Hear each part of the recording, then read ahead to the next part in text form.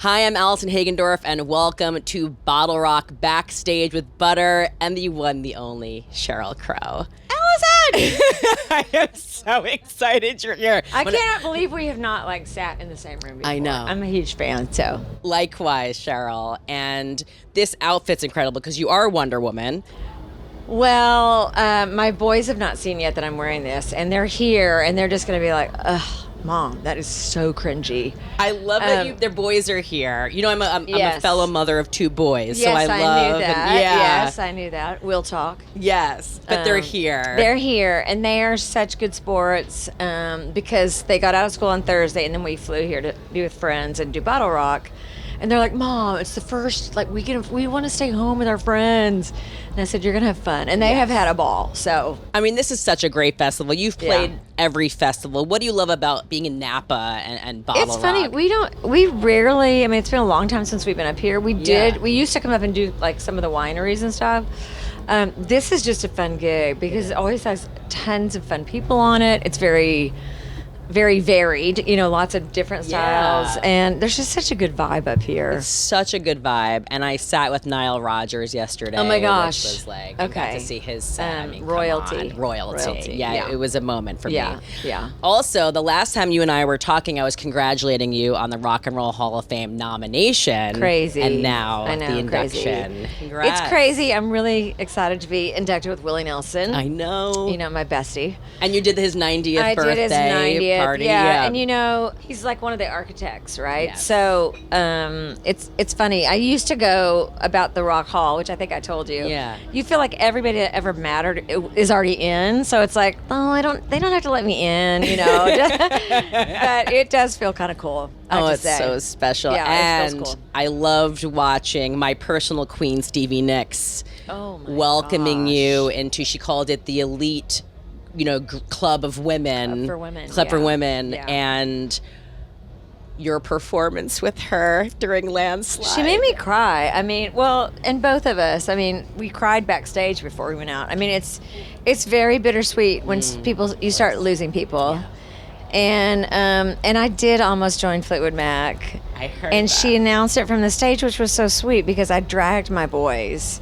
I said, you need to come and see one of the greatest rock stars that ever lived, and I get to sing with her on one of the greatest songs that ever was. Yes. And then she talked about them from the stage. Oh my and God. that was incredible, about how I didn't join Fleetwood Mac because I had these two babies, and she was just like, and they're my 16 and 13-year-old were. So oh my God. That must have been really touching for the boys to hear that. That my brother was with them, and he took a video of them, and they were like this. Oh, it was pretty amazing. That's a special I think it will one. even mean more to him later. Yeah, I think so. Mm-hmm. Although that would have been amazing. As a mother, I understand. Those are golden moments that you need to be present for. Yes. For sure. There's really nothing more important. Yeah, and I didn't expect it, and it was such a beautiful. I was amazing. And just having you and Stevie Nicks together at any point is always a gift. I tell her and everyone, if it weren't for her, I would not be here. I would not be doing what I'm doing. It's unbelievable. I got the shag haircut, and I wore the platforms, and I had the shawls, Totally, yeah. So I know, she's one of one. What about new music? Because the last time we spoke, you also were kind of working on new music, and we talked about, what new music might look like. It might not be an album. It might just be a new song. And I am embarrassed to say this, but I think I'm working on an album. I was hoping you would say that, though. I know. I'm going to have a lot of it. I'm going to have a lot of splaining to do. I started writing some music with my old buddy, Jeff Trott, and I found that the more I wrote with anybody, the more I wanted to write by myself, and I've written a whole bunch of songs. Wow. And I'm really excited about them. So exciting. I know. So I'm doing one actually in June with Mike Elizondo. He's gonna produce it, and I love him. Oh, I love Mike. So we'll see what happens with it. I know. That's exciting. I know. I'm excited. Do you feel like right now in your life you're in this very creative, prolific point that you were able to have this unexpected arsenal of songs that you're working on? Yeah, and it's weird. I have been so inspired and have written so many songs really fast, and that generally, I don't sit down and just line after line, and I've written 7 songs that have just been like vomiting, sort of. Oh my Like God. vomiting to a groove. Yeah, that's amazing. Vomiting to a groove. That's what you are. Yeah. So I mean, the album might be called like Groovy Vomit. I don't know. I love that. Perfect.